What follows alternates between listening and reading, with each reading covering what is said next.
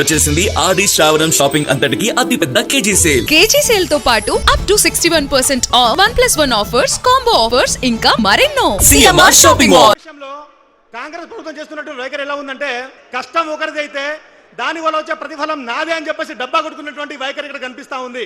ఒక మంత్రి అంటారు 70,000 నియామకాలు మేము ఇచ్చినామని చెప్పేసి, ఇంకొక మంత్రి అంటారు మేము 1,00,000 ఉద్యోగాలు ఇచ్చినామని చెప్పేసి, మన స్వయాన ముఖ్యమంత్రి గారు మేము 60,000 నియామకాలు ఇచ్చినామని చెప్పేసి అంటున్నాను. అయ్యా నువ్వు ఎలా ఇచ్చినావు? చిట్టాతో సహా ఇక్కడికి వచ్చినాను. గత 10 సంవత్సరాలలో బీఆర్ఎస్ పార్టీ నిర్వహించినటువంటి ఉద్యోగ నియామకాలు మొత్తం కూడా 1,60,000. అందులో చివరి దశలో వాళ్ళు నిర్వహించింది మొత్తం కూడా 47,503 ఉద్యోగాలు వాళ్ళు ఇచ్చిందే.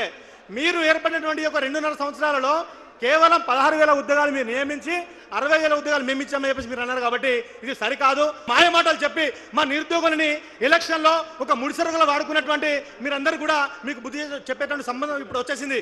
ఇదే కరీంనగర్ స్టేడియంలో ఇక్కడే ప్రియాంక గాంధీ, రాహుల్ గాంధీ, అలాగే మన సీఎం రెడ్డి గారు ఒక మాట అన్నారు. ఆ మాట ఏంటో తెలుసా?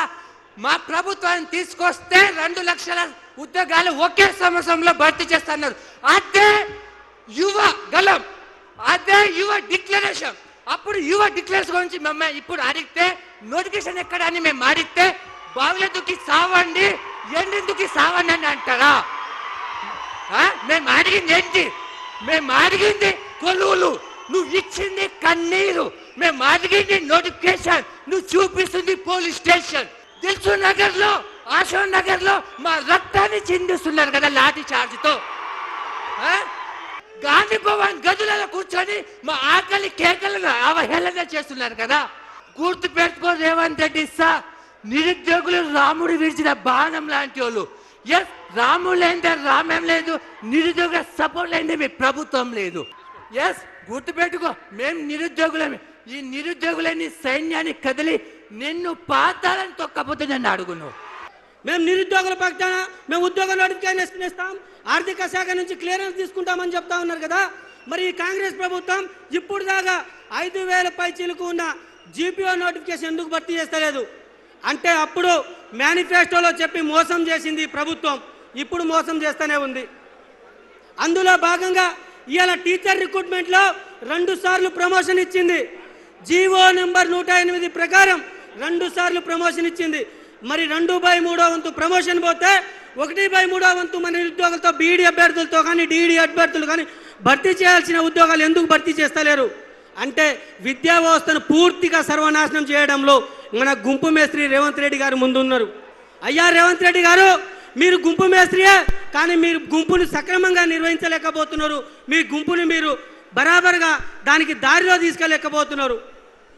మీ దగ్గర విద్యాశాఖ మంత్రి పెట్టుకున్నారు, మీ దగ్గర హోంశాఖ మంత్రి పెట్టుకున్నారు, కానీ 2 వ్యవస్థలను పూర్తిగా సర్వనాశనం చేశారు. ఎస్ఐ కానిస్టేబుల్ పోస్టులు పెంచాలని దాదాపు ఒక 4 రోజుల నుండి దిల్సుఖ్ నగర్లో వానకు తడుచుకుంటూ ఎండకు ఎండుకుంటూ ప్రోగ్రాలు చేస్తుంటే మా సీఎం 2,000 పెంచుండు, 5,000 ఉన్న నోటిఫికేషన్ 2,000 పెంచుండు. సీఎం రేవంత్ అన్న, మన పని అయిపోయింది, మనము పూరీలు బజ్జీలు చేసుకోవాల్సిందే. నెక్స్ట్ 2 ఇయర్స్ తర్వాత మన పని ఏంది అనేది ఇప్పుడే డిసైడ్ చేసుకుందాం. ఏజ్ రిలాక్సేషన్ ఎస్ఐకి 38, కానిస్టేబుల్ 36కు తక్షణమే పెంచాలి. లేదంటే ఇదే పాలమూరు బిడ్డగా చెప్తున్నా, మీరు కూడా ఎస్ఐ కానిస్టేబుల్ పోస్టులు పెంచకుంటే తెలంగాణలో మరో 10 లక్షల మందితో విలియన్ మార్చ్ అనే కార్యక్రమం చేయబోతున్నాము. మా బాధలను చూసి మీడియా వాళ్ళు కూడా బాధపడుతున్నారు, మా బాధను చూసి ఇంటెలిజెన్స్ వ్యవస్థ బాధపడుతుంది, మా బాధను చూసి పోలీస్ వ్యవస్థ బాధపడుతుంది. మీరు అంత పెద్ద స్థాయిలో ఉండి సీఎం స్థాయిలో ఉండి మా బాధ మీకు అర్థం కావట్లేదన్నా.